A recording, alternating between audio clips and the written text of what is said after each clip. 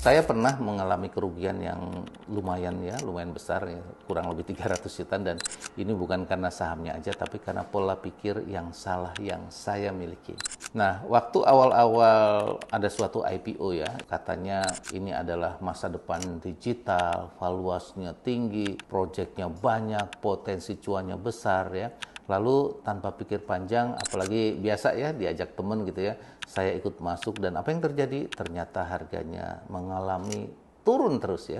Juga ketika saya membeli ini, saya berpikir ya ini kok sahamnya memang sempat mengalami kenaikan, tapi saya telat untuk keluar ya. Dan akhirnya masih percaya dan akhirnya ketika turun-turun terus dan sekarang sahamnya sudah di bawah ya. Yang saya beli di atas 500-an ya sekarang sudah mungkin nilainya Rp50. Jadi sebenarnya ini adalah 3 kesalahan yang sering dilakukan oleh investor, tidak hanya pemula bahkan juga orang yang sudah berpengalaman juga ya. Yang pertama adalah beli karena FOMO bukan karena analisa. Ini kita sering ya, membeli karena ya teman, ya mungkin katanya ya.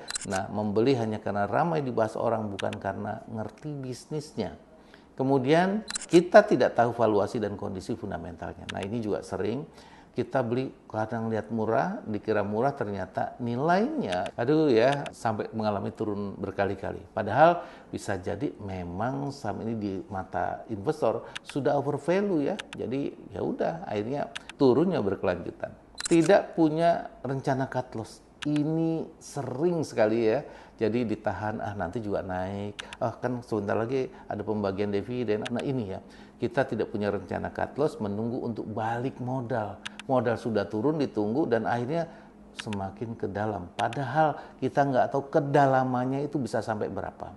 Jadi perlu digarisbawahi ya, investasi itu bukan cuma tebak-tebakan. Ini kapan naik, kapan turun, mau ke harga berapa. Bukan kayak gitu. Jadi kita harus ngerti bisnisnya, kita harus ngerti valuasi, dan juga salah satunya adalah strategi. Bukan cuma ikut omongan orang, tapi benar-benar kita memahami bisnis dan prospeknya juga.